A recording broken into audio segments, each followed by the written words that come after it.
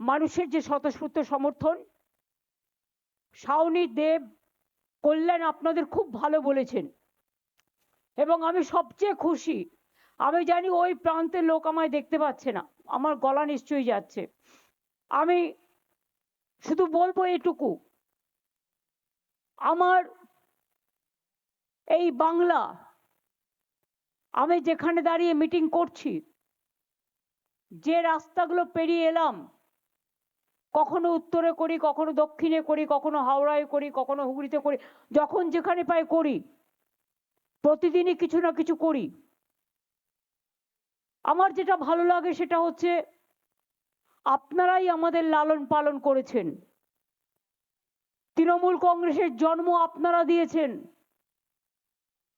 অনেক লড়াই আমরা করেছি জীবনে। এই হাজরা রোডেই মৃত্যুর হাত থেকে আমি বেঁচে গিয়েছিলাম। কল্যাণ সেদিন স্পটে ছিল। পরে কল্যাণকে আমি জিজ্ঞেস করেছিলাম, কল্যাণ নিজে থেকে বলেছিল, সরি আমার সাথে অনুপ দিব্যেন্দুরা ছিল। আমি জিজ্ঞেস করেছিলাম কল্যাণ আমাকে একদিন বললো, দিদি আমি না সবটা দেখেছি দাঁড়িয়ে। আমি বললাম কি দেখলে? ও বসে আছে, ওর সামনে বলছি, আমি যদি ভুল হয়ে আমায় রেকটিফাই করে দেবে। কল্যাণ আমাকে বলল, দিদি আপনারা মিছিলটা নিয়ে আসছেন, আমি বাস ওখানে একটা বাঁশ জোড়া একটা ছিল, বাঁশগোলা এখনো আছে, ওই রাধাকৃষ্ণ মন্দিরের পাশের যে ডান দিকের রাস্তাটা। তো বললো, আমি ওখানে দাঁড়িয়েছিলাম, হঠাৎ দেখলাম সিপিএম এর গুন্ডারা লোহার চেন, যেমন সিনেমাতে যেমন দেখায়, লোহার চেন ঘোরাতে ঘোরাতে ঘোরাতে ঘোরাতে রাস্তা ক্লিয়ার করছে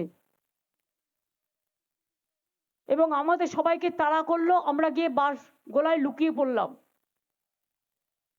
এবং সেখানে দেখেছিল যে কিভাবে প্রথম ডান্ডাটা, মোটা ডান্ডা,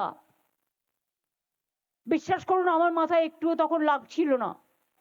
কেন জানেন? আমি তখন ভাবছিলাম ডান্ডাটা কার, পুলিশের না সিপিএম এর? আমি তখন ওইটা চিন্তা করছিলাম।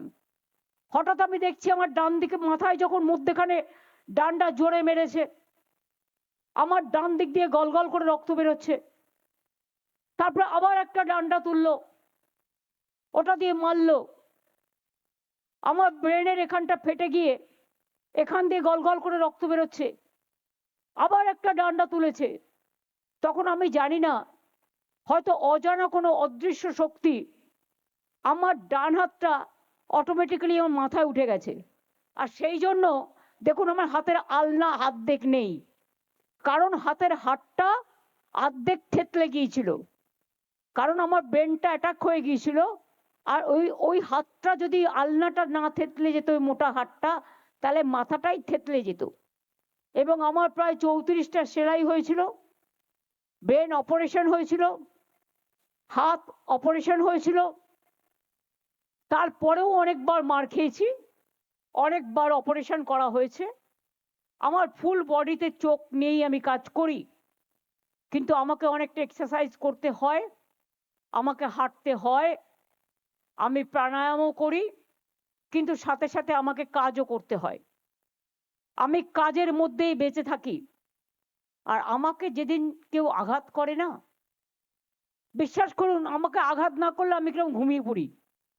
ঘুমিয়ে পড়ি মানে অন্যরকম নয়, মানে একটু কবিতা লিখি, কখনো গান লিখি, কখনো নির্জীব হয়ে যাই, কখনো শ্রীকৃষ্ণের উপদেশ শুনি, কখনো রামকৃষ্ণ পড়ি, কখনো বিবেকানন্দ পড়ি, কখনো নেতাজি সুভাষচন্দ্র পড়ি, কখনো স্পেস সায়েন্স দেখি, কখনো ডিসকভারি দেখি, কখনো জিওগ্রাফি দেখি।